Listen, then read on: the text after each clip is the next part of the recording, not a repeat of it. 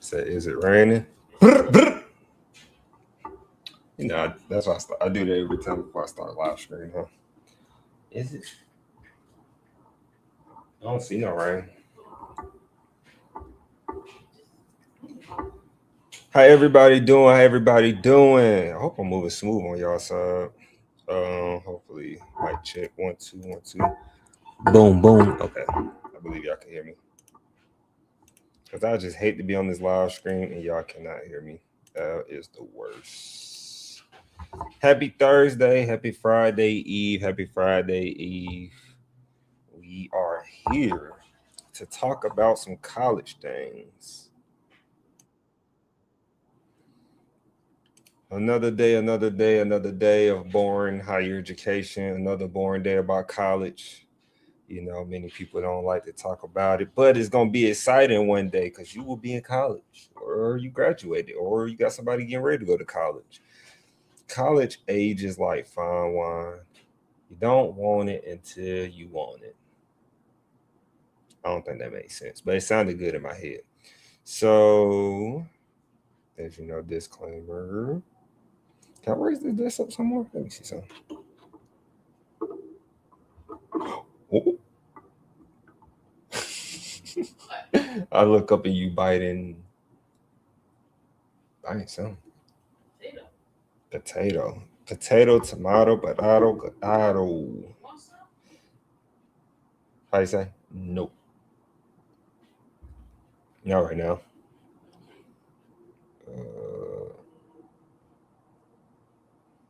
Let me get my disclaimer.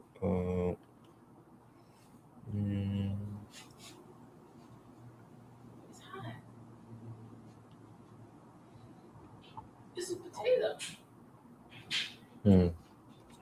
It's different types of potatoes. It's purple on the inside.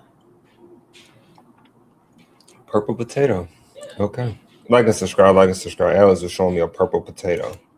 Never heard of a purple potato, y'all. So my eyes. That's why I forgot to plug in. Ow. I need your help real quick. Ashley, you okay? 1 second.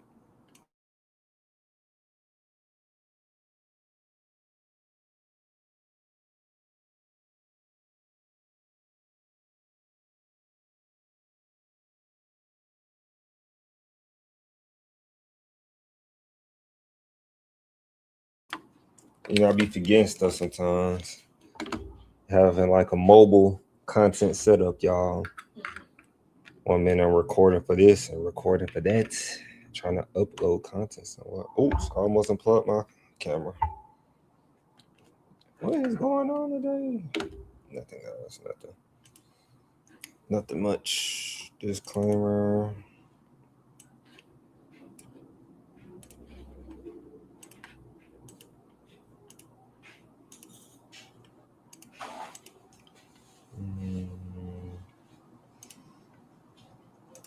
Disclaimer, remember that these videos are for informational purposes only, and therefore, if you are to consider an institution, please do your own research. Talk to a specialist at the institution, as they should know everything about that institution.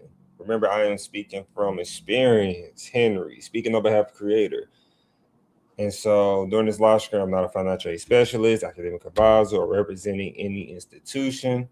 But remember, I am an academic advisor. But during this, your boy is just strictly trying to give you some entertainment purposes. And why are we looking like that? We look real milky right now. Like, we don't look as crisp right now. I'm a little sad. Al, I need your help one more time. Oh, never mind. I just had to come up some, I guess. Sometimes I don't know. I'll be trying to make sure. You want me to turn the air up or down? It's good where it's at. Yeah, I'm just trying to make sure they. But as long as they can hear me, they should be okay though. The viewers.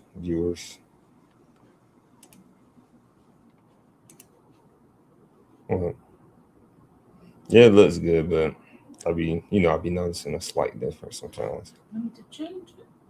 You can twist it just a little bit to like this way.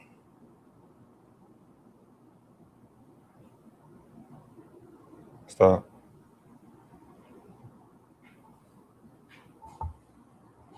Look good, I guess. Sometimes I think it be the Wi-Fi. Sometimes messing with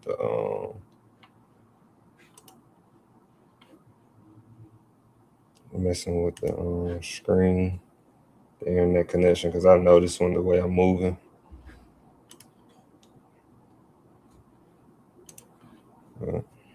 It's all right. I think it's focusing. Actually, I think I see what it's focusing on. That little crisp right there. Yeah, it's focusing hard on that.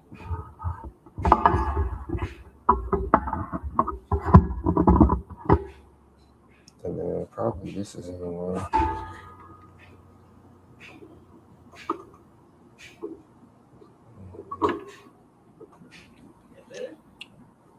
Probably a little better, but it's just like I said, it's one of those. I'm gonna just go troubleshoot it another time.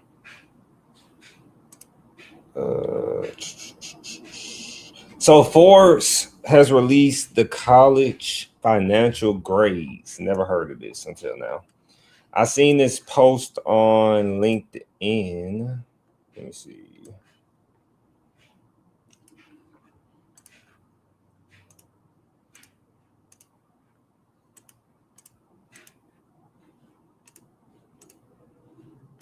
Got you. So I seen this post on LinkedIn. Let me see if I had a look on y'all side. I'm just checking real quick, guys. Yeah, it's pretty good. And so let me zoom in for y'all right quick.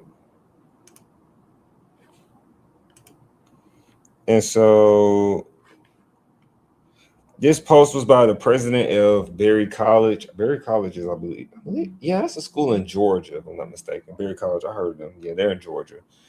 And so I hope that's the same Berry College. So the president obviously made a post. Obviously made a post saying, "Great to see Berry College receive an A+ in Forbes annual college financial grades, which assesses the financial health of more than 900 private, not-for-profit colleges with enrollment of more than 500 plus students." So it's about not-for-profit. So keyword not-for-profit. So non-profit, if I'm not mistaken, because these schools are definitely non-profit, I believe. And what caught my attention was I didn't know Forbes actually talked about the financial health of colleges. That caught my perspective.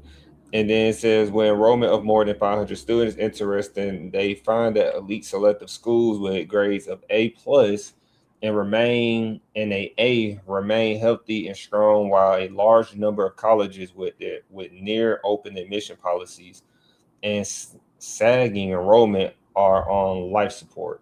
Nearly half. This is a president saying this, by the way. Hope y'all can see that. That'll look better for y'all right there. It's a close up right there. And then, while a large number of colleges with near open admissions policies and sagging enrollment are on life support, nearly half of the colleges with graded score C or worse. Even more alarming, 27% of institutions received our lowest grade of D. And many were found to be plundering their endowments to survive.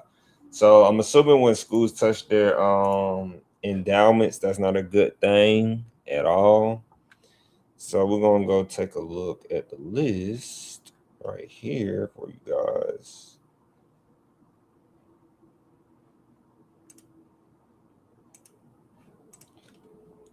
So this was written by Matt Striffrin. I hope I said it right. You see, everybody got LinkedIn, but don't nobody be watching us on LinkedIn for real, man. We got to figure that out. Man. Like and subscribe. We got to figure that out.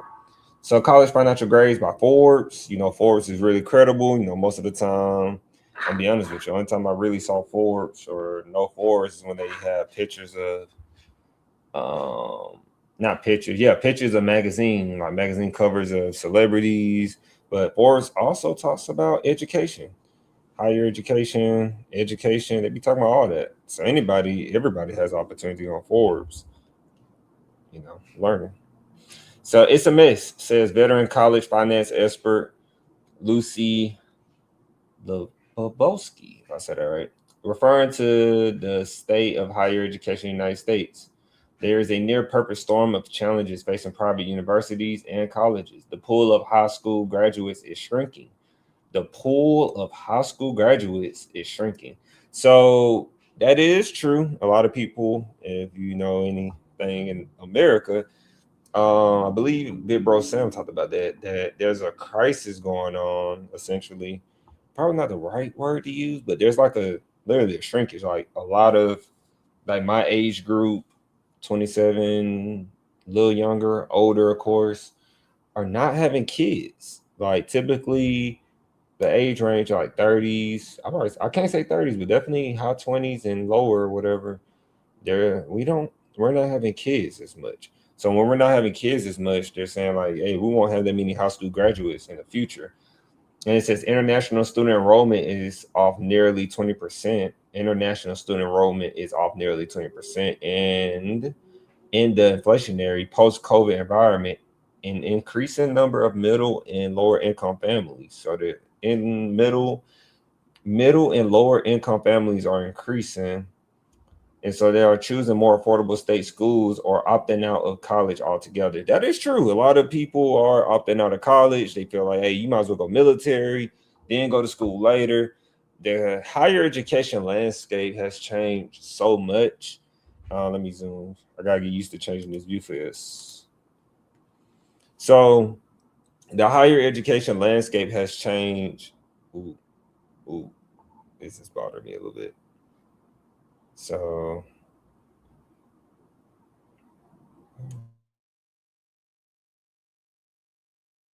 I just gotta keep going. It looks blurry, but like I hope they don't aggravate nobody. I hope somebody be like, it just looks like, oh my gosh, I can't reach that far.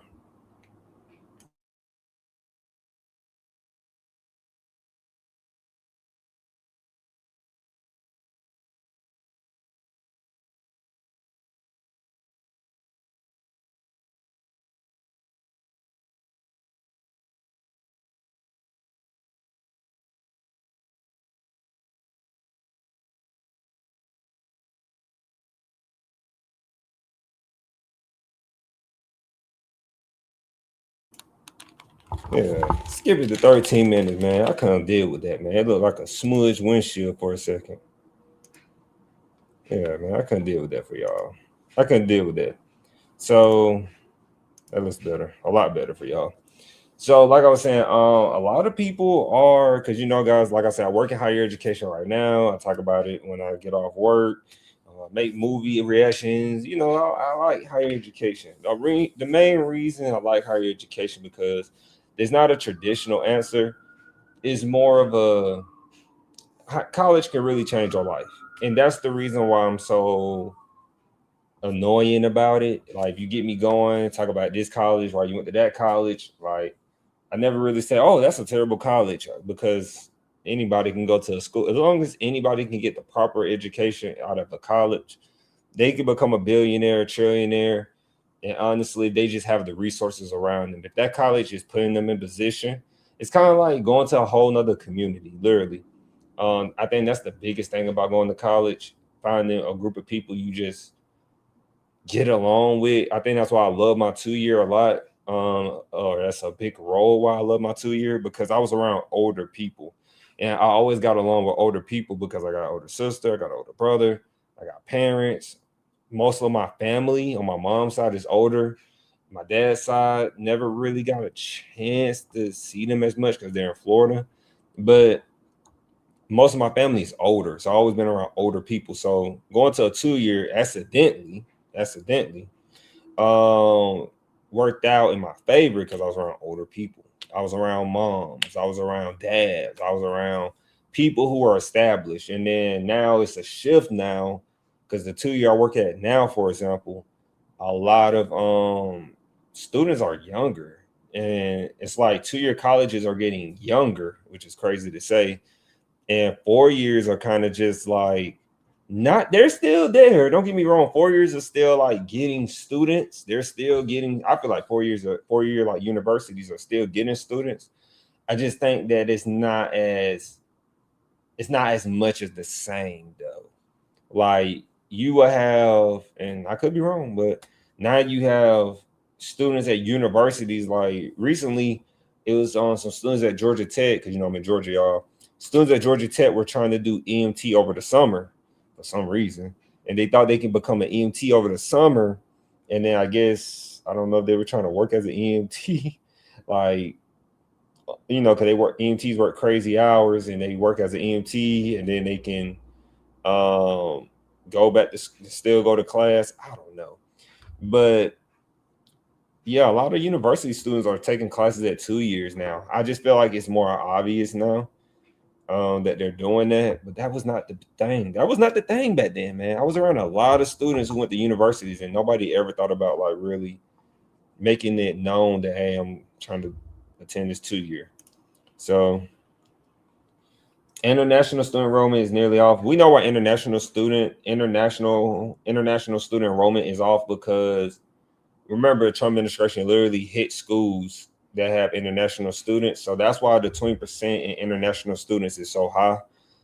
Will that go down? I think that will go down after this administration, because right now it's going to be that way or continue to be that way, or things are like this with the current administration.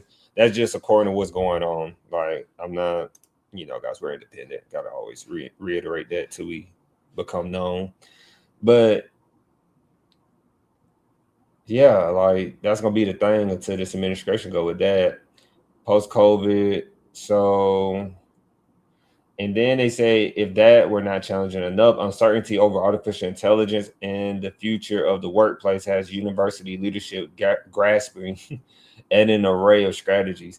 So universities are procrastinating when it comes to artificial intelligence, because they really didn't think, our universities didn't think artificial intelligence would really be this, I guess, a problem, which is weird to say, because some universities were already teaching artificial intelligence, probably not directly, but indirectly. But the leadership at a university does not have to listen to the professors who know what they're talking about, who do countless research, because I learned that in school, shout out to grad school again. I learned that in grad school, that your professors can know what they're talking about, do all this research, know what they're talking about, but that doesn't mean that the leadership of the school has to listen. Because sometimes the people who are, like we talk about, the university president or their leadership that they put in those positions could have a business-oriented mind and saying, we just need students to come to the football games, come on campus. We're good. We don't need to know all this little, like, really, that's how it goes. And so it all depends on the leadership. But a lot of universities, I guess, took artificial intelligence for granted.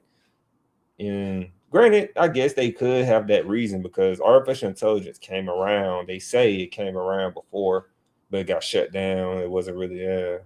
So then right here we get to Forbes. Oh, my bad. Switch it. So then we get back to Forbes annual college financial grades, assesses the financial health of more than 900 private, not-for-profit colleges. So when they say not for profit, that means non-profit. And just to make sure, I'm going to click on the first. Hold on, guys. I'll go click on the first school. Y'all see this? They trying to advertise to me. Let me see. I'm gonna click on the first school right quick. Let me see.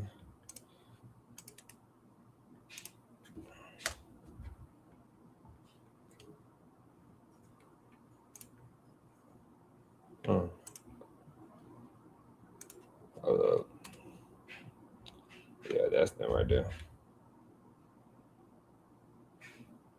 It doesn't say it, but I'll still show y'all. So this is the first school on the list, but it says none. It says not for profit, but Pomonia. I remember saying that before. I probably got it wrong, like Pomonia, probably like Pomonia. But Pomonia College is a private college in Claremont, California. But it should say not. It should say like nonprofit. Now I gotta go to. Let me look them up on the College Scorecard.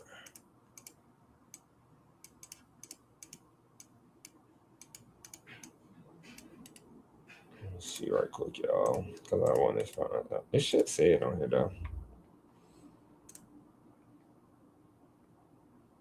Yeah, there you go. Real quick.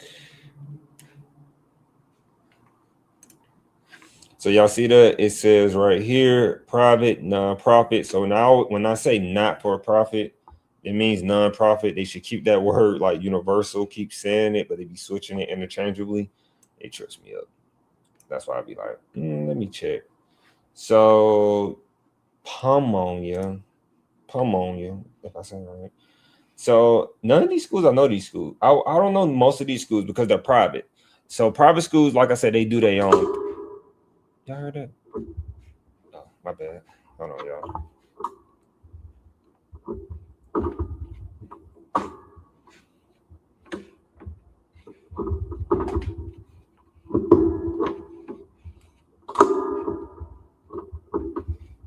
I can't lean on it like I did before, but so apparently these schools are like, how can I say? These schools are private. That's what I want to say. These schools are private, so they're not going to be known. Like people go to these schools all the time. These are considered great schools. Oh, they go Davidson College. Stephen Curry went to that school. And so these are considered to be really outstanding universities, colleges. As you see, they got college in them, university. But remember, these schools are very expensive. Normally, if you go to a private school, you know they're expensive. But like I say, like Duke, we know that school. Boston College, we know Boston College. I feel like everybody should have heard it. Carnegie Mellon University, Harvard University. Yeah, we know those. You know, Colgate University. And these schools are all like A pluses. So you're going to school to get, well, this school got great financial health. This is not about the academics. This is about the financial health of the school. Why is it important to talk about the financial health of a school? Is because, you know, a lot of us are going to schools and we're just picking a school. And granted, guys, I would say there's nothing wrong with that, but knowing what I know now, it's just very risky. So I can't say that it doesn't matter what school you go to, because if you go to a school that has poor financial health, one of the biggest things I always say, if it's not bridging to a 2-year to a 4-year, one of the biggest things I always say, look, you go to a private school, you gotta know that you're gonna pay a lot of money usually. Or unless they got some merit scholarships and all this other stuff where you don't have to pay, you shopped around. But on another note, these schools, you go to a school that has a poor financial health, that's in the range of like, these schools are, we probably gotta go to like page. That's a lot of A's. Let's skip to third page. They said C or lower on life support. That's what the Berry College president said. He popping his stuff. So we're just gonna say C plus. I don't know if C plus is good enough, but these schools that's in the C plus range are like, look, you go here, possibly the school can close down on you when you go there. Your freshman, it might not be freshman, it might be your sophomore year, it might be your junior year. The school, like some things you should very much consider when you're considering a school is that, hey, is my school accredited? That should be the number one thing. I don't care if it's the best school in the nation. Supposedly, is it accredited? And then, you know, ask ChatGPT, ask Copilot, ask one of these AI platforms. Like, hey, is this college accredited? Like, I'm not scared of AI, guys. I do feel like in order for you to use AI fully and know how to use it, you have to know what you're researching and looking up. So it's not going to give you like, you know, if you typing in something on the AI machine, I'm just call it AI machine. If you typing in something on the AI machine and you're only typing in surface level things, it's only going to give you surface level things. And then even if you say, tell it to me in detail, it still might not give you what you're looking for. Or it might be giving you what you're looking for, but you could be reading over it because you don't know what you're reading or trying to understand. That's when we go into that conversation of understanding what you're reading. So that's why I'm like, I'm not really scared of AI. I think I'm more scared that it's going to be misused a lot. And I think that's the biggest worry of it. People not really trying to learn, they're just trying to use it, but not having an understanding of it. So, and they don't have an understanding, they're just going down the wrong rabbit hole. So as we see, we got I don't know, Cornell College. Do I see any school that's like, whoa, this school is very popular? Wow, Embry-Riddle, Aeronautical University, Prescott. That's the Arizona one though. They have one in Florida, I believe. They had a C plus. But remember that our guy right here, president of Berry College, said like, look, nearly half of the colleges we graded scored C or worse. Even more alarming, 27% institutions received our lowest grade of D, and many were found to be plundering their endowments to survive. So schools are using their endowments at these small college. I don't want to say small college. They say small college.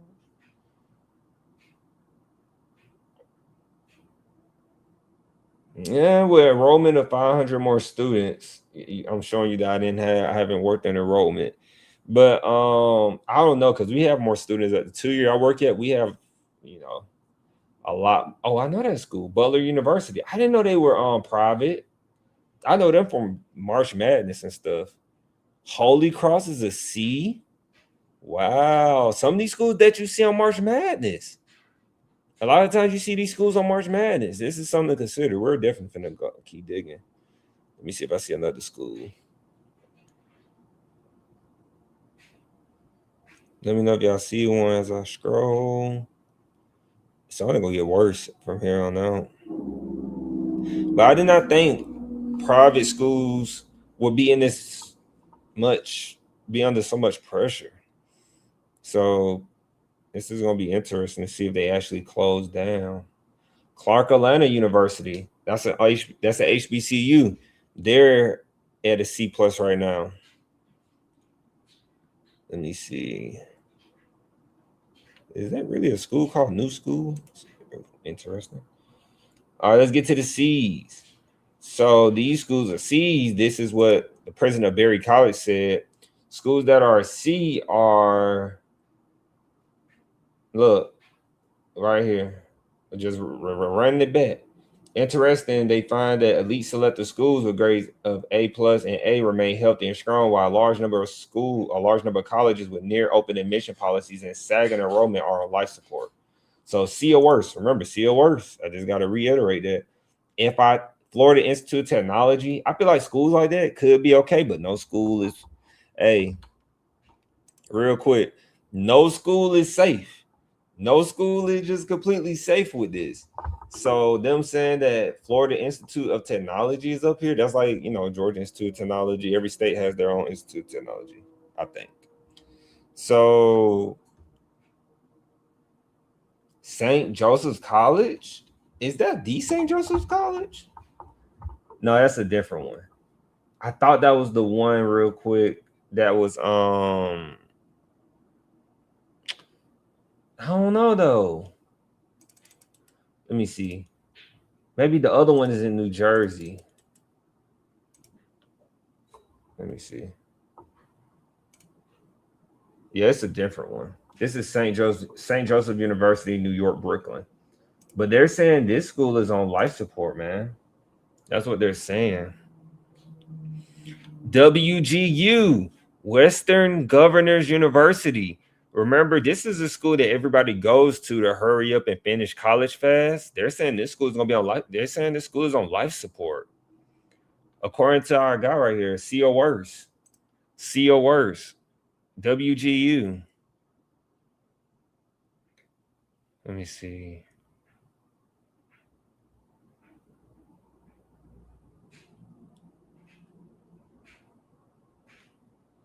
I think I heard of Ambridge University before.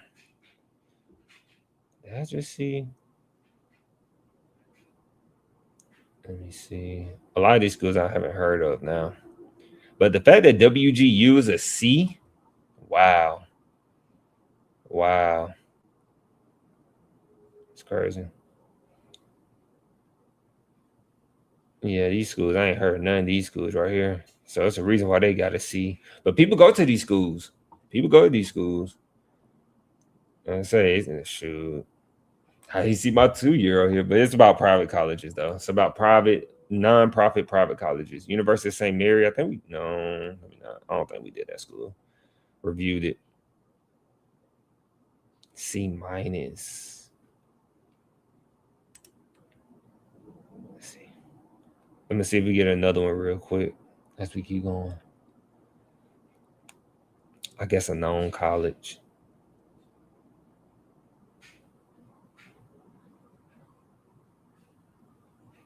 No, I ain't never heard of these schools, y'all. I'm sorry, Mike. I think that's really, I never heard of these schools. So these schools are, they say if you ain't heard of it sometimes, you got to check it out. Faulkner University, I think I heard of that school. No, they don't got no logo up there. Ooh, a D. Reinhardt University in Georgia. I know that school. I just talked to someone about that school.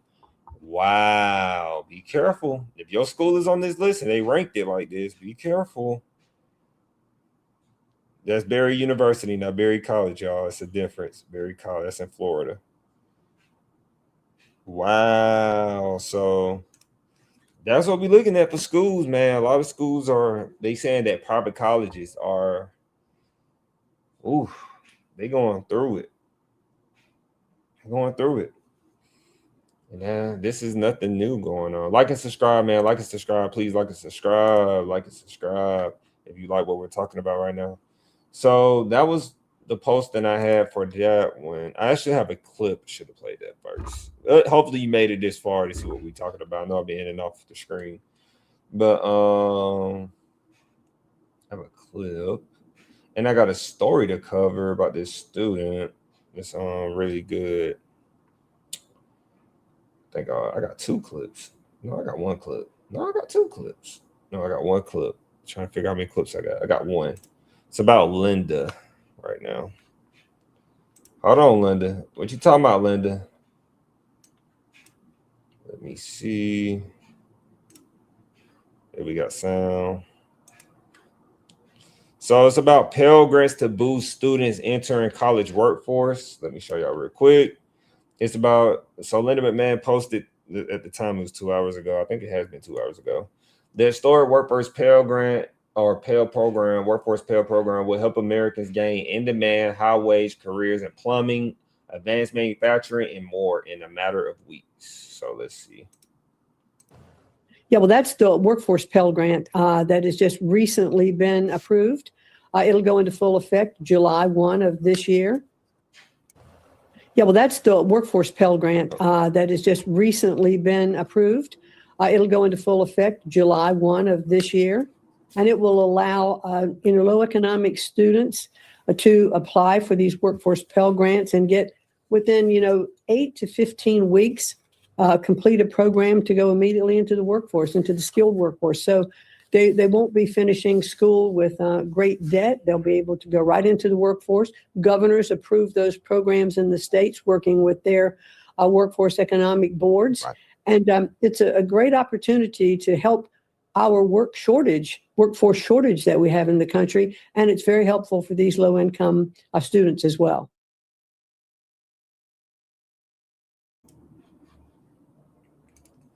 So that was Linda talking about the workforce Pell Grant, as we talked about before with Big Bro Sam, as I always reference that. It's so hard. I just wish I had to get him on here randomly. I'm gonna have to just start pulling up on people randomly about like talking about this stuff, because I always reference him. Love him. But I love him just talking smack. But yeah, that's what Linda is talking about. She's talking about the historic workforce Pell program that will help Americans gain in-demand, high-wage careers in plumbing, advanced manufacturing, and more. Apparently, though, I believe you can use it for other programs, but it's saying that gain in demand. So plumbing, advanced manufacturing, pretty much the careers nobody wants to do is up for grabs. Where nobody wants to do. Remember, we're in a time now, everybody wants to be like, what I'm doing. I'm live streaming with you all, but remember, I work a regular job. But a lot of people want to what? They want to be content creators. Nobody wants to go to work. Nobody wants to go to school. We are in a, I don't know, let's say a transition time. I would say weird times right now, because it's always been a thing to work in like welding, certified like manufacturing, plumbing. I actually got a certificate in certified manufacturing because I was just trying to get quick money too. But I wasn't landing jobs in these career fields. Like I tried to become a certified manufacturing specialist at Pratt and Whitney. That didn't work out. I was trying to get a job. I did welding, but I didn't want to do welding. It was a lot of me personally tag teaming, welding up, and then I still was considering military, but I waited 2 years before entering. I'm like, dang, I don't want to be wear and tear before I go into the military and doing. So welding was a high lucrative career field. Don't doubt it at all. Like welders make a lot of good money, but you have to keep in mind what comes with that. You know, when you weld, you're doing smoke, fumes, and stuff. And sometimes people weld with no equipment on. Like real good welders, they don't have no equipment on. They know how to do that thing. So Linda said that, you know, all these changes are coming what? July 2026. And we've been talking, I'm just so happy that we've been talking about this so long. We've been following it pretty good. The One Big Beautiful Bill. A lot of people don't know what changes are coming. Some people don't even care about the changes that are coming right now. And just so many changes are coming to higher ed that honestly, you can say that some universities, some 2-year colleges or whatever, colleges in general, just do not care about the changes that are coming until they hit.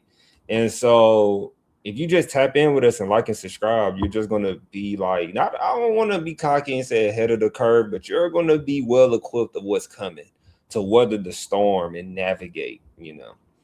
Get it? Higher Education Navigator, speaking on your behalf. Like and subscribe, man. I'm just doing jokes. I'm just doing poetry lines right now with you all. So let me go back. I got another one. So now I'm gonna move this right quick. Like and subscribe. I'm gonna jump to this article right quick. So colleges are looking for enrollment wins. Oh, I didn't do the SHIO. So I'm gonna just keep that up right there. Gosh, y'all gotta remind me when I don't talk about the SHIO update. So SHIO updates today for May 28th. I feel bad. That's what I'm supposed to do in the beginning of the live stream. So for national policy, what the education department projects for workforce Pell, we just covered that with Linda a little bit, but Inside Higher Ed has wrote an article. How can states encourage students to fill out the FAFSA? The only way you can encourage students to fill out FAFSA, because I always tell my students when I'm advising them at the college, always do your FAFSA. Always do your financial aid. I don't care if you think you're not going to get nothing, fill out the financial aid. You never know what you're going to get. The only way you can tell them is like, hey, your school can be free. You might have to put it in simple terms now because I don't know, generation is just different. If you don't tell them, they don't care. And I don't know if that's a good or bad thing. I don't know if it's always been like that. One of my colleagues say, hey, people not knowing how to register for school, people not being aware of when registration opens and all this other stuff has always been a thing since he was in school. He's an older guy. And so I guess you'll say like boomer, but I just always speak from experience in real time usually. So going back to that, 3 things to know. This is a headline. 3 things to know about Trump's higher education grant competitions. Didn't know there was a grant competition going on. Why a revamp of the college oversight system could come at a cost. That's interesting. Hold on right quick, y'all. Switching that back. So y'all gonna just, you got a little both.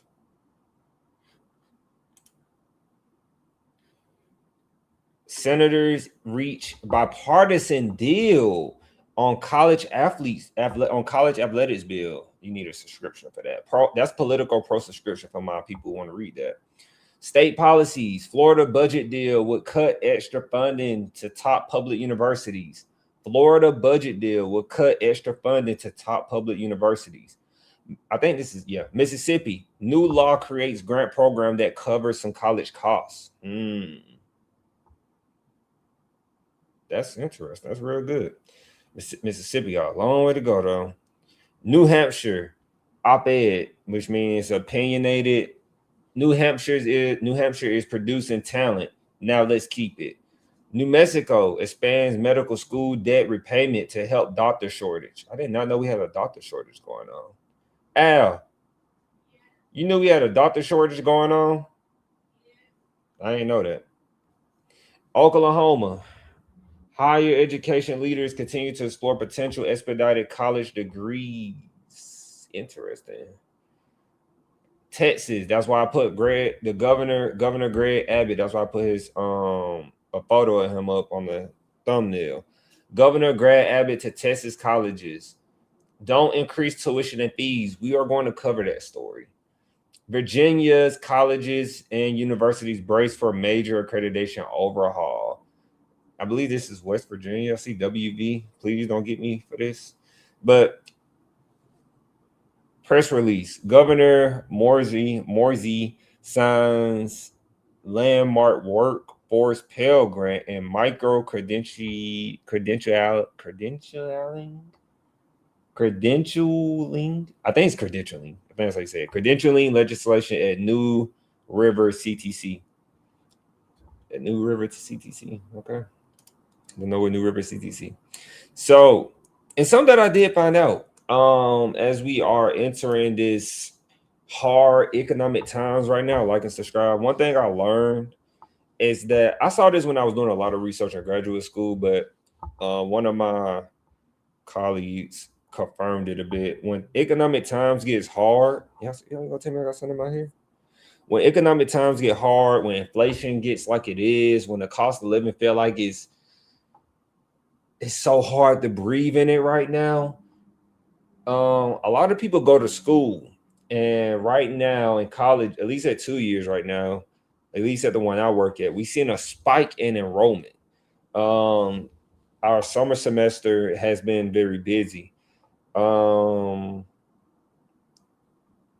College enrollment at 2 years, at least, has been spiking. Colleges that are affordable has been spiking, but I think all around, some schools have been doing pretty good with these times getting like this.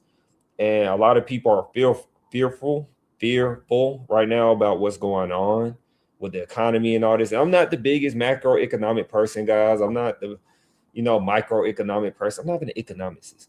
I'm just saying that this is what people normally do. Because like I say, when you go to school, I can't speak on going, but literally working in my career field is recession proof. Because no matter what economic times we get in, possibly I could lose my job, but through economic times, colleges are going to be open unless the college has to shut down because they're running out of money. Because you think about it, a lot of colleges, they get these donors who donate to the athletic programs and the other programs in the school, but instead of trying to find a way to decrease tuition or discount tuition, they're not doing that. They're just going to put the money toward like sports, entertainment, things that student success. I'm not saying I don't like student success because that's what I work in, but it's normally about things that students want to have fun instead of helping them save money. And so, like and subscribe. So it's some interesting times we get in, and college is a good tool to know where the economy or what's going on in the world. College is a great tool for that. So colleges are looking for enrollment wins. So they are touting their deposits. I don't know what's cool about bragging about deposits, but before the class of 2026 had even crossed the graduation stage, the University of New Haven had news. I don't know, y'all can see that. That looks real tiny right now. So there we go. The New Haven had news to share about the incoming class of 2030. It was set, 2030 is crazy. 2030 is crazy. Like and subscribe.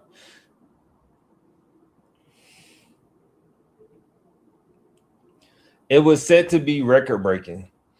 The Connecticut institution was one of about a dozen that publicized their deposit numbers for the fall of 2026, soon after May 1st, the traditional deadline. Others included Xavier University in Ohio. I never heard of school. Lenore Ryan University in North Carolina. University of Puget Sound in Washington State. Most of them had not put out similar posts in 2024 or 2025 based on a scan of the college's news archives. Colleges have long celebrated their incoming cohorts in late summer as the new academic year begins, but the promotion of deposit data feels new. Higher ed enrollment and marketing consultants say, and it's a development they say is logical, though potentially risky amid increasingly fraught competition for students. So I don't know where this article is going right now, but it's pretty much saying like, why are you boasting about depositing money into a college? Like, oh, we have this many students depositing money into our college. Like, cringe. Cringe moment. That's cringe, because that's a cringe moment, because I don't care about how much money somebody deposited into your school, frankly. And then I guess they are leaning toward like, hey, these schools are really desperate that literally in the title they're looking for a win by saying, look, we got more deposit money. So we just talked about this. Private and small colleges in particular are under growing pressure to prove that they are viable and winners, not just to prospective students and their parents, but also to accreditor donors and corporate partners, said Jamie Hunt, president of Solve Higher Ed Marketing, who is acted as chief marketing officer at 4 institutions over the last decade. That's big dog stuff. Many colleges are really fighting a narrative about institutional. Definitely gonna Google this word real quick. All right, quick. You be trying to trip me up. Y'all gonna hear this word real quick. Fragility. Fragility. I was gonna say fragility or something. Fragility or something. Fragility. Fragility. Fragility. Yeah, fragility. Fragility is the state or quality of being easily broken, damaged, or destroyed. Okay. So many colleges are really fighting a narrative about institutional fragility, Hunt said. Releasing these numbers early creates a moat that is like a defense.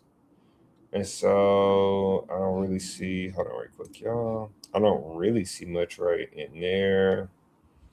Not Baylor getting advertising.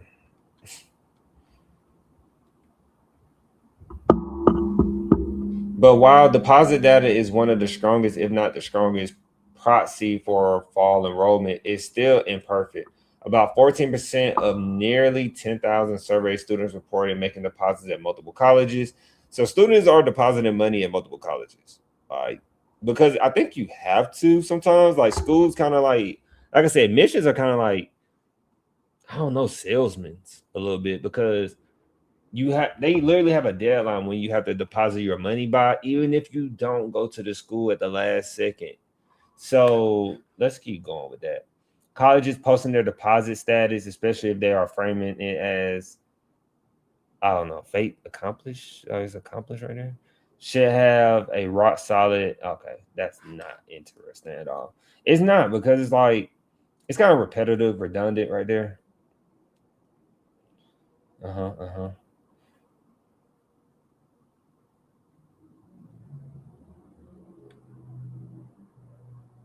As y'all see, I'm looking right now. So faculty and staff members know that it is challenging out there.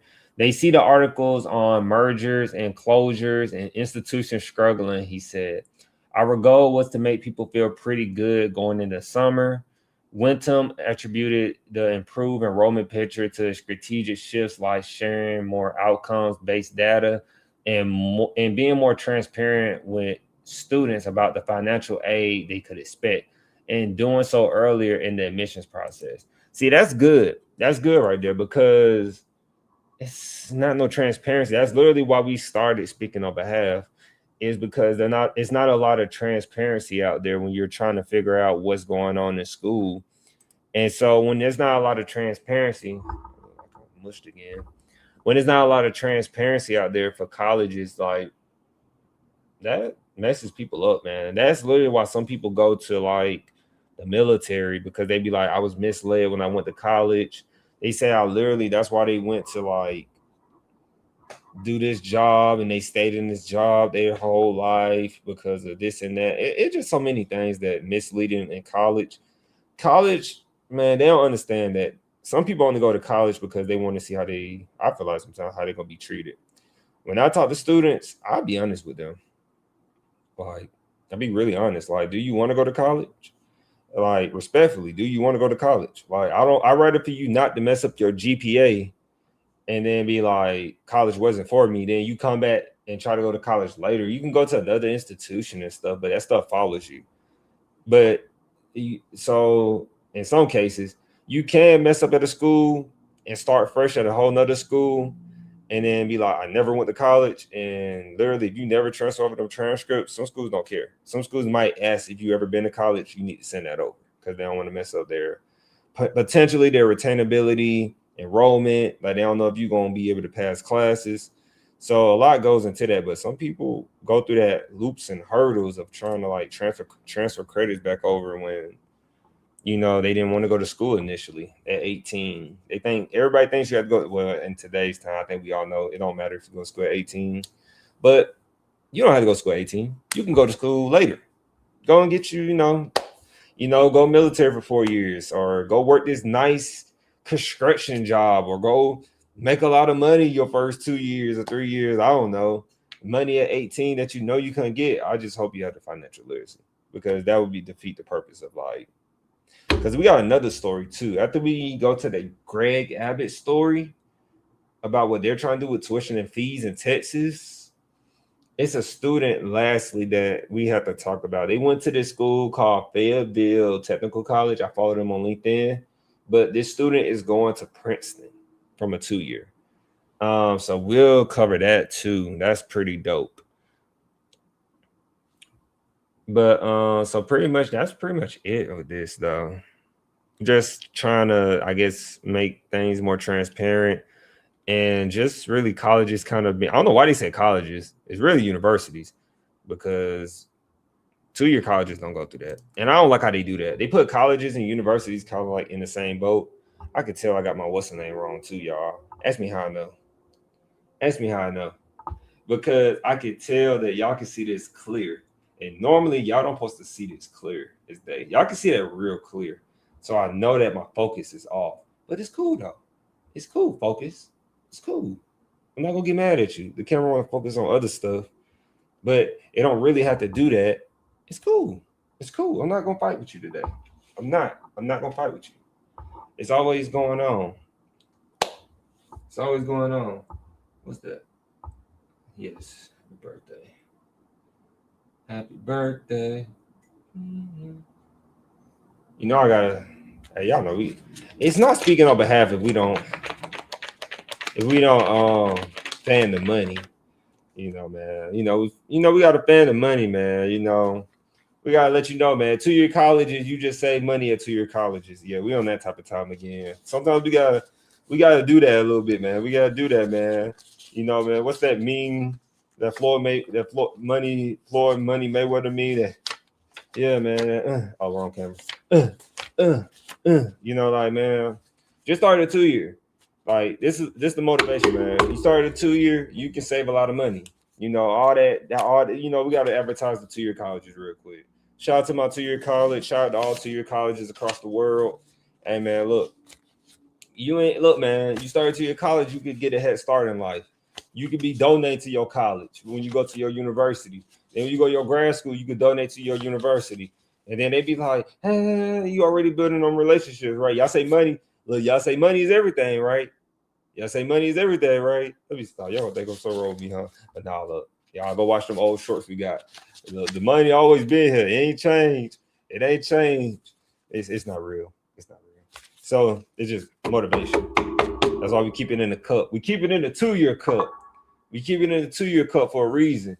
You see look, you see them two associate degrees right there? That's why we keep them there. You see that on all the schools right there. They played a role in that. Shout out to them schools. Shout out to them schools. I don't know if y'all can see them, but yeah. You know, yeah, man. You know what I'm saying? Yeah. Let's go, man. Next topic, man. Let's go. I don't think I clicked that story. No. What if it's not even free? Ooh, that will hurt my feelings. Hold on.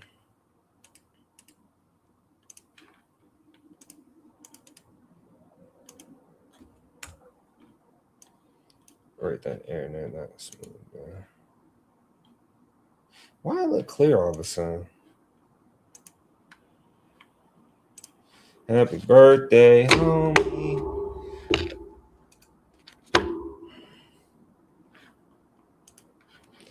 So Governor Greg Abbott to Texas colleges, don't increase tuition and fees. Yo, that hairline alone right there. Hey, I don't know, bro. Greg Abbott to me, when it comes to college, he be saying the right things when it comes to this college stuff. To me, when it comes to college, he be saying the right things. Like, don't increase it. Look, the governor. Hold on. Zooming in a little bit. The governor said undergraduate tuition and fees should stay frozen after some public university system wage increases. Now, granted, they do say, I have heard and I have seen research. out of grad school again, that if you don't raise if schools can't raise they say, I don't know how true it is, if universities can't raise their tuition per se, or raise their fees to keep up with like I said, the economic things going on in the world, or the United States, like I'm gonna say the world. Pretty much when we like somebody like me working at that institution ask for a raise, I can't get a raise per se, or we can't get this bump in pay we want. That's what they say. I don't know how true that is, because when I be seeing all these bonuses the university presidents got, these executives got, I don't know, man. You're gonna have to. I don't know, man. I don't know. So I don't believe it really. It's kind of mixed reviews for me. Like, I even talk to professionals, and sometimes they be like, most of the time they like, but I don't know, man. Like, that's why we independent. I don't know. Like, I don't know. Like, but I know Governor Abbott don't be playing that. He like, hey, don't raise it. So, I was like, hey, y'all can't see that. Okay, that's why y'all can't see it. So, Governor, I don't think this story long. No, it's not long compared to what we've been covering. Governor Greg Abbott reminded Texas colleges, do not raise undergraduate tuition or fees next year. Is that this year? 2026, 2027. In a letter sent Wednesday to public college and university presidents, Abbott noted that his previous directive remains fully in effect and that no undergraduate tuition and fees should increase for the 2026-2027 school year. Now, don't get me wrong, Texas did do something recently about immigrants and stuff. I am going to always be a full perspective person, but this is a good thing right now. The letter comes as university systems and colleges are finalizing budgets for the coming academic year. Last week, the University of Texas System Regents approved non-academic mandatory fee increases for several campuses, including athletics, student services, medical services, and advising fees. I believe that's University of Texas, but at UT Rio Grande Valley, no, that's a different school, I think. At UT Rio Grande Valley, for example, the university service fee would rise from $38.10 per semester. Correct. 30. Y'all could have just said per semester. From $38.10 a credit hour to $70 per semester credit hour beginning 20. That is a big increase. If you factor in all the students that school probably has, let me see.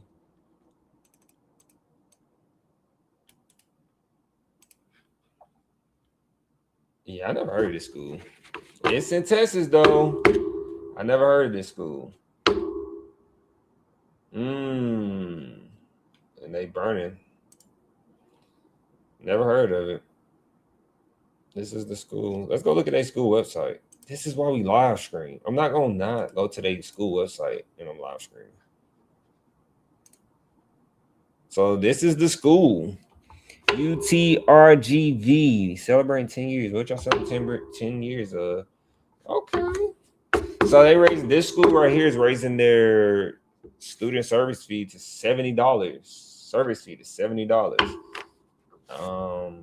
I ain't in Texas, y'all, but I don't know.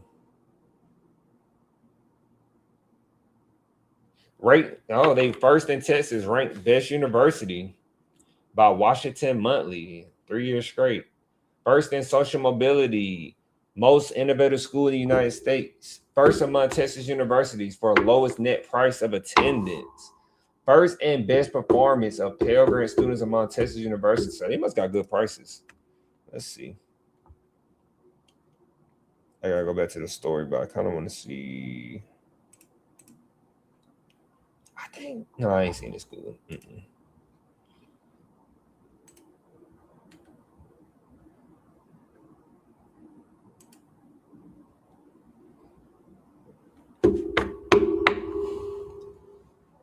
So 12 credit hours. You're looking at 5 bands.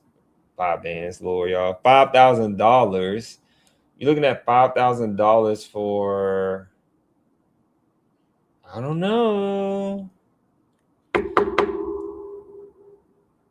Yeah, you're looking at for resident. You're looking at $5,000 per semester, I believe, in tuition alone. That's interesting. And look, this is what we just talked about. Can y'all see that? We literally just talked about this. It's going from $38.10. This is going to be $70 now. So it's gonna go from $38.10 per hour to $70 per hour.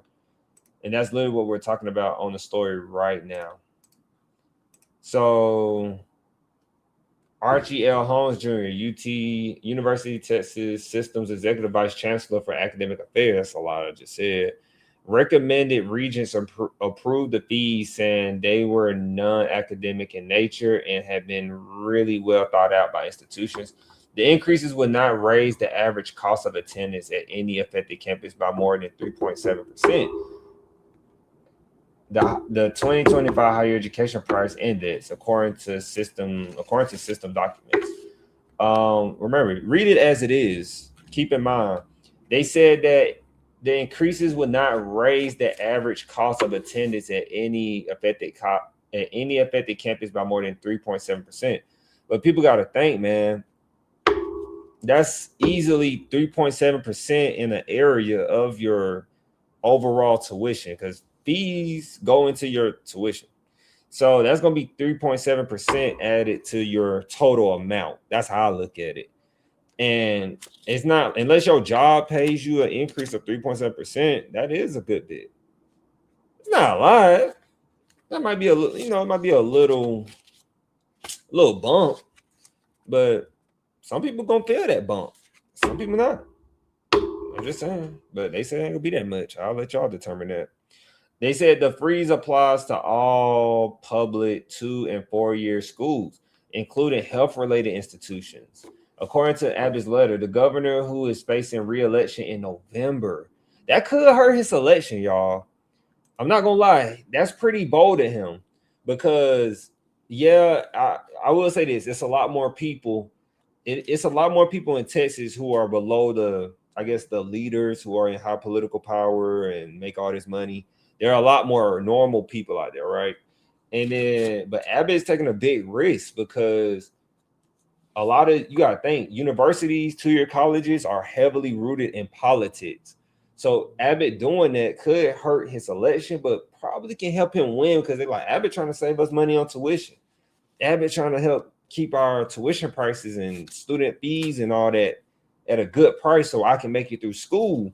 So I don't know. That's just perspective looking right there. That's okay. That's good. That's good. Whoever wrote this right now. Okay. The governor, who is facing re-election in November, told the leaders he wants to work with state lawmakers next session to extend the freeze beyond next year, because they already been in a tuition freeze. I believe we covered that last year. I believe it was last year or sometime, or whatever time that was, we covered it. But they still are trying to extend the tuition freeze. Texas lawmakers froze undergraduate tuition fees for the 2023-2024. That's what it was. And 2024-2025 years, yeah. As the freeze was set to expire, Abbott issued the current freeze directive in November 2024, telling colleges to keep tuition flat, which is very helpful. In Wednesday's letter, he pointed to recent state spending on higher education to justify keeping the freeze in place. And it's kind of redundant. And then they were talking about Texas legislators approved more than $608 million in 2023 to overhaul community college funding, $328 million in increased financial and financial aid funding in 2025-2027 budget cycle, he noted. So right here, for all my people that want to go to Texas A&M University, Texas A&M University regents, Texas A&M University system regents considered changing Tarleton State University's health and wellness fee from $4.91 per semester credit hour to a flat $75 per semester. Why did it say Texas A&M University system regents? Now I gotta go look that up. It should have been Texas University. Hold on, let me go see something right quick, y'all. Oh, they call it the Texas A&M University system regents. It's like, hold on, is that for the University of Texas A&M? Like the University of Texas A&M? Now I'm confused slightly. I'm confused a little slightly with the money in my hand. This should be like their headquarters. Yeah, this is like their headquarters over the university system of like this. These people, if I'm not mistaken, it should be them. Yeah. Okay. Yeah, it is them. I was a little confused because the University of Texas A&M.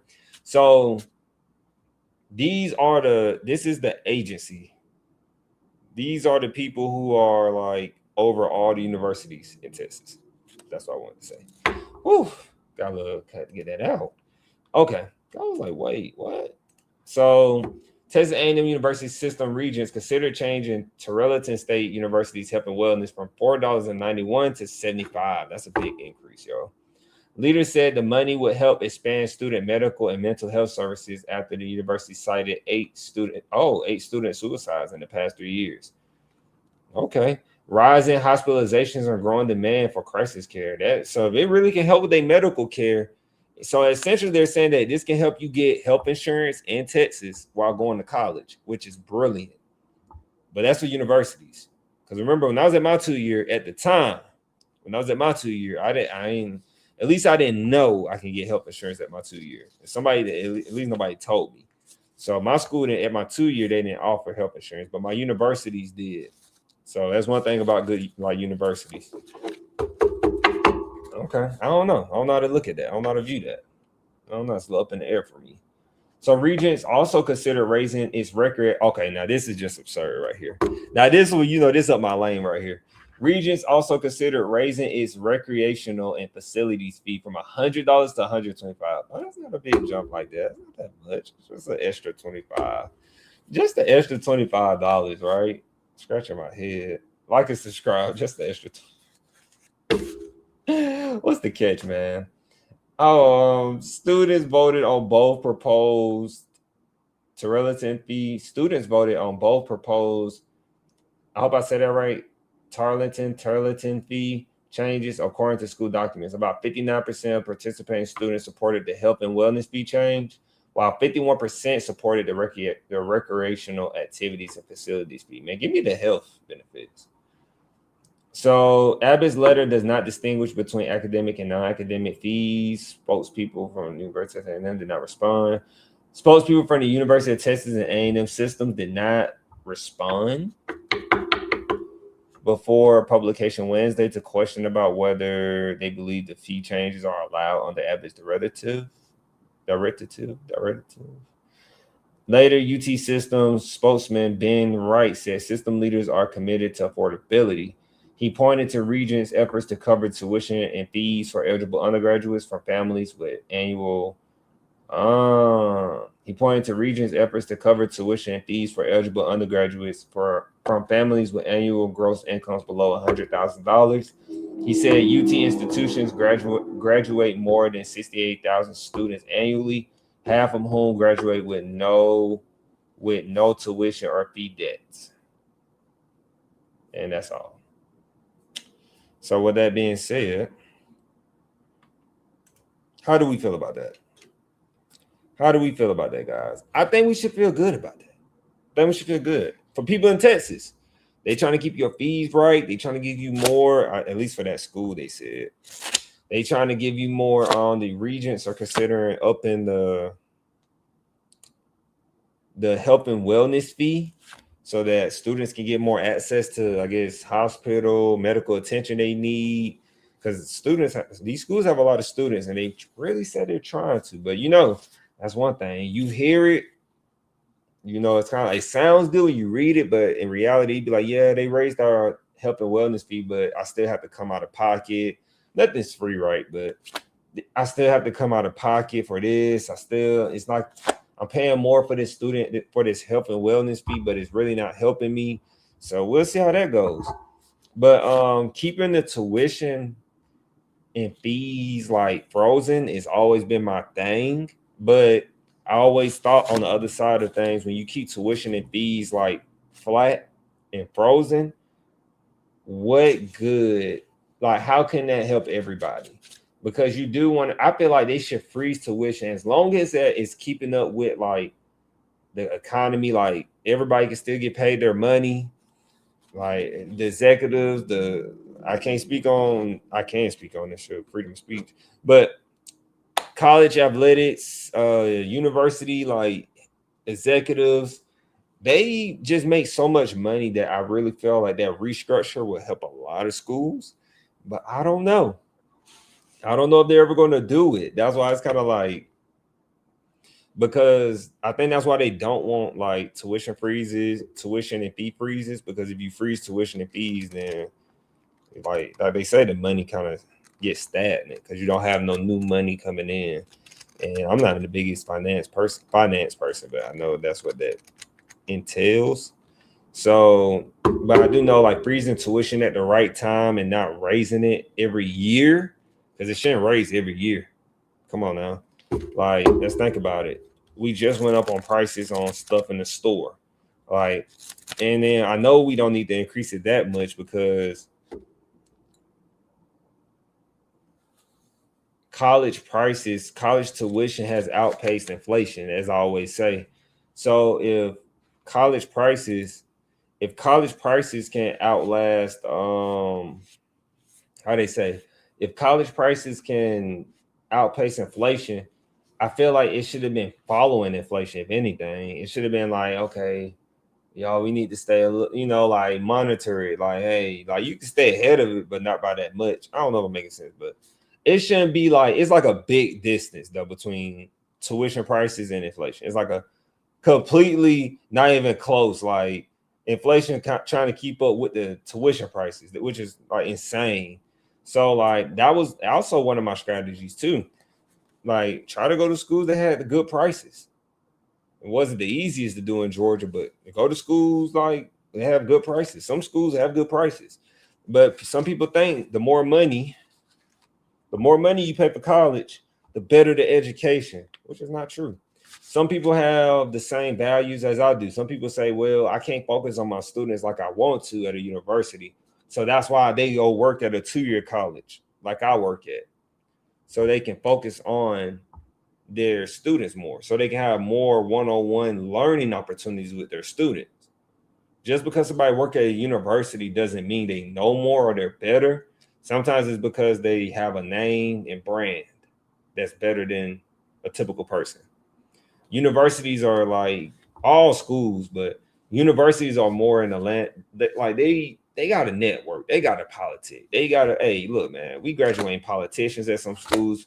We graduating people who going to work on Wall Street.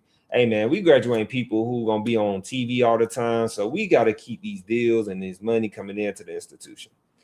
I know that. I respect it. I understand it because, hey, that's how it got to be, right? But I don't respect that. What I don't like and don't respect is that you're not keeping it real with the kids who are 18, the parents, the families who are not aware of this. So then they're trusting you with their kid because some people know what's going on when they go to these schools. And like some parents don't understand. They understand the game. But some people don't understand it as much than others, which is the majority. Once again, that's why we started speaking on behalf, which is the majority. So you have to, like they said, like we covered earlier, they're trying to keep it more transparent with families. But schools are a little scared to keep it transparent, because if I keep it transparent with you, universities, if I'm a university keeping it transparent with families, like, look, you're gonna have to come out of pocket. But if I get you on my campus and you move in, then you realize how much the bill really is. Sometimes they backdoor you and say, oh yeah, you owe this really. But if I get you, like, soak you in, then then we talk about the fee and the price. When you're so immersed in this school, you feel like this is the only school you have to go to. Then when it's time for that bill, and you're like, man, but this is the school I gotta go to. This school is my life. This school is my, all this built up momentum. So with that being said, I appreciate you all for rocking with us. Wait. Gotta shout this out.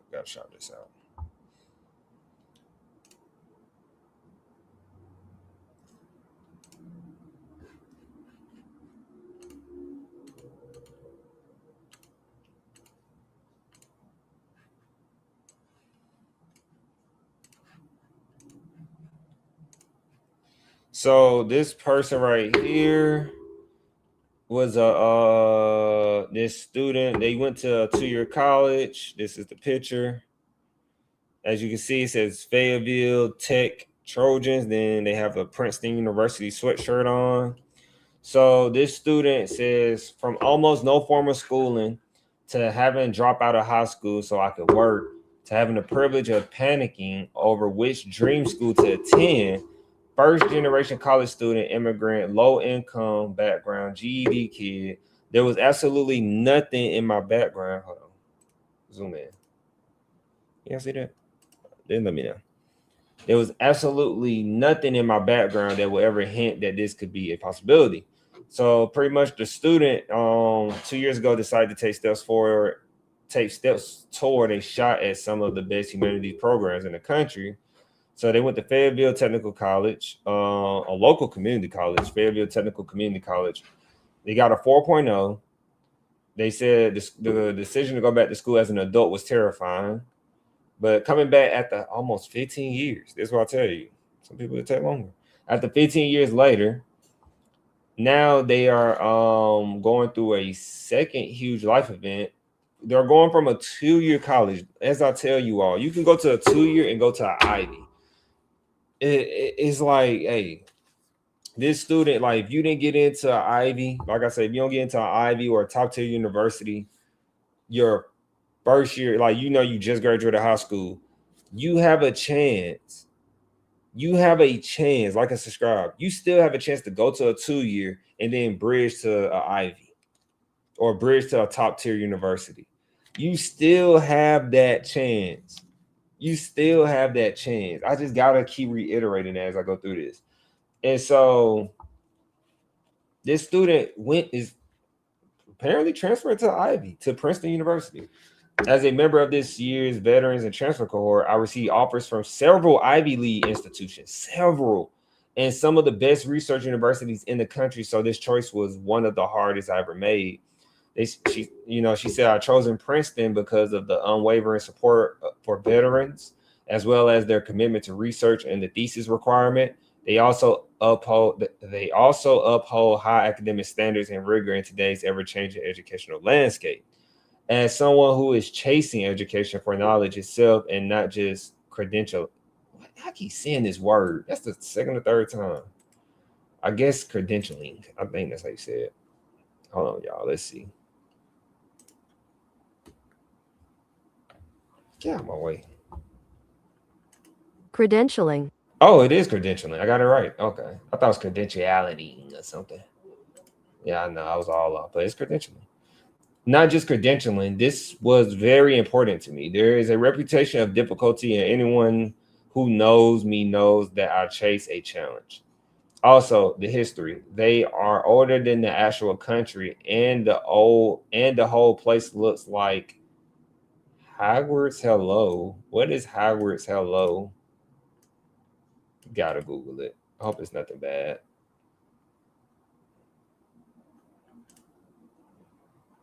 Oh, okay. It looks okay. It looks like a castle school. That's why I call them schools. So then right here says, I owe a debt of gratitude to the Warrior Scholar Project for helping me realize my place in a liberal arts environment. Like I said, liberal arts is the future, baby. Hey, one thing I'm going to tell y'all right, liberal arts is the future.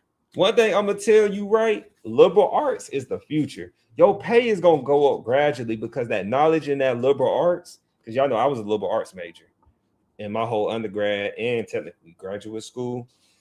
And I just love working with humans. Humans be human, but I'm going to be honest with you though. Liberal arts teaches you how to understand humans and understand perspectives of humans.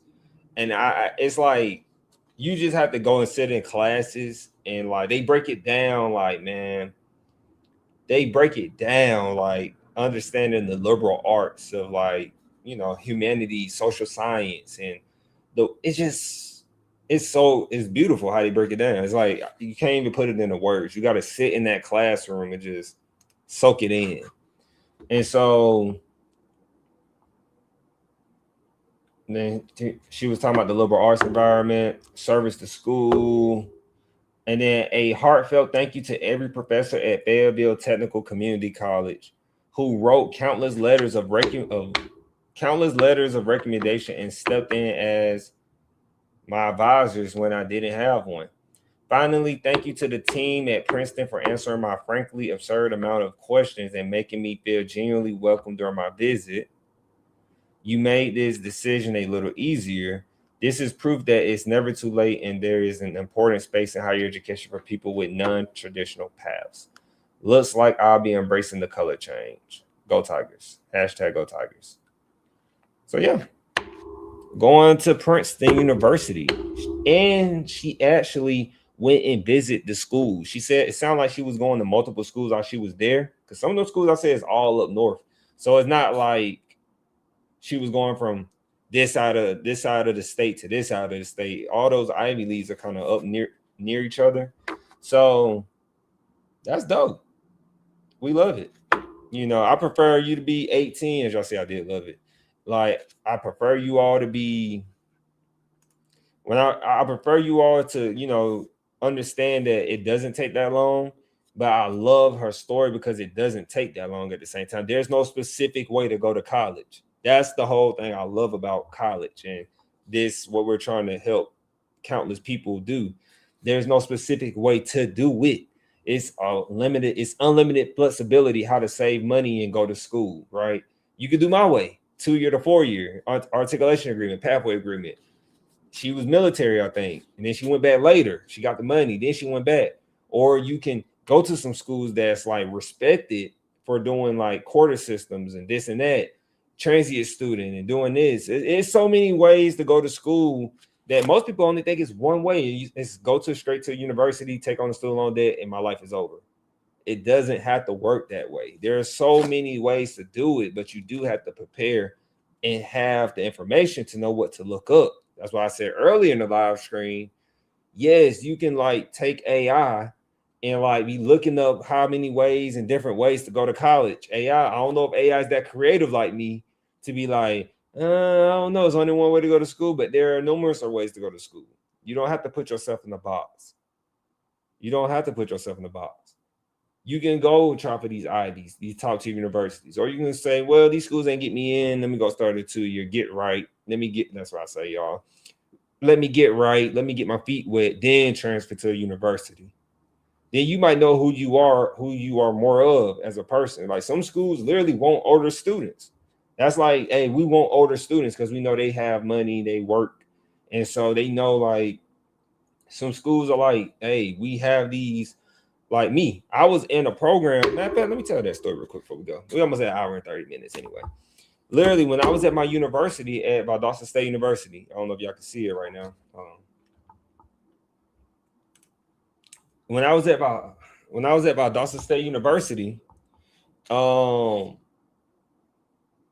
I was in a fully online program. Don't get me wrong, was I saving money?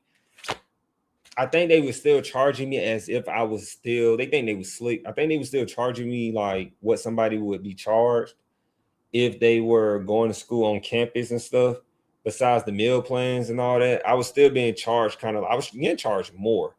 They actually charge you more for being an online student. I don't know why. Typically, you get charged more. But the thing about it was my program was set up for people who are grown, who are adults, like people who are working adults, who work full-time jobs. Because I understood for my situation that I couldn't afford to be a regular college student. I couldn't have that luxury of just being like, going just not working while in college. Just I don't know what I don't even know what regular college students do. I'm assuming they have a lot of time in the day. I don't really know what they do. I know they party, but I really don't know what a typical life looks like for a college student. Because for me, it was I go to work 8 to 4, 8 to 5. I was working overtime, whatever I had to do. Then after I do that, I was going straight to the house or apartment, whatever you want to call it, to go and do my schoolwork, study, do my classwork. You can go check my shorts, like the shorts I have on YouTube. And that's literally what I would do every day. And then I have military obligations once a month. And I exercised. Literally, that was like my typical day as a college student. I was technically putting myself in the workforce early because I was like, bro, I don't want to wait another 2 years to start making money when I can potentially jump into the workforce early. That's one of the reasons why I went to a smaller town. People think, wow, you should go to a bigger city. You can get a job sooner. But I don't know. My experience of being near a really big city now, it was hard to get a job. While in graduate school, while meeting the credentials, having the work experience, it was hard for me.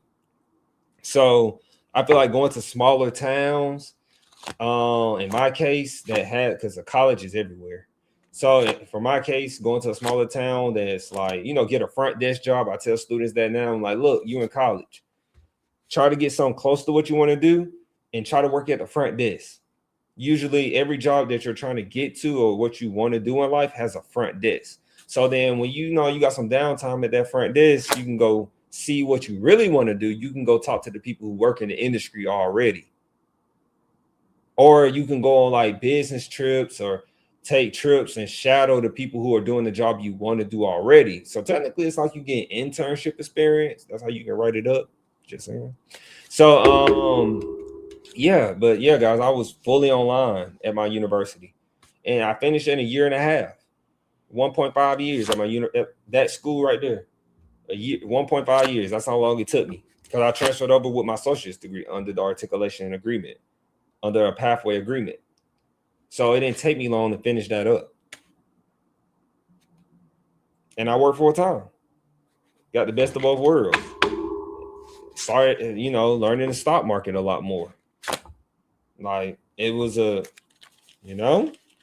and subscribe, Hey, we got that blueprint for you. We got the blueprint for you. We got that blueprint for you. Got the infrastructure. Hey, we can, one day they'll catch on. So, y'all know what it's that time of the year. So, like and subscribe, man. I appreciate everybody stopping by. Hopefully you share this with somebody. Remember, you can share 15 minutes, 10 minutes with them. Don't try to overwhelm them. Dang, this video, an hour and 30 minutes. Don't try to do that to yourself, man. Please, like if you in the car, going somewhere, you going to the store, play it. It's not intended to be all in one take because this information could be very overwhelming. Students told me that in feedback. The information can be very overwhelming if you just so try to take it in increments, like intervals, 10 to 15 minutes. I did that when I was still learning the stock market, but I had to do it at first it was 10 to 15 minutes. Now I could sit through a whole hour listening to it. So higher education, it can be a little monotone. I try to make it, exciting, but don't, take it in, listen, try to come in on a live screen for a little bit, ask a question or two, dip out. College, it take you sometimes classes don't be number 30 minutes in college or an hour at most, depending on the class. And then we see each other again. That's why I like doing it twice a week, Tuesdays and Thursdays, just like a college schedule, right? So yeah, man. Peace, love, chicken grease. I'm gonna have that reaction video ready for you all, or school review, because I have been noticing I've been doing the reactions often, but they do pretty good. People love them. So the school reviews, though, we still have to do those, even though they might not be as engaging. We still have to do that because that's really good for some people who might be actually watching those. So peace, love, chicken grease. Have a safe weekend. Today's Thursday. Have a safe weekend. Go somewhere with somebody. Stay with somebody. Don't drink and drive. Don't do none of that stuff. We say that in the military all the time. And just be safe. And we'll see you Tuesday.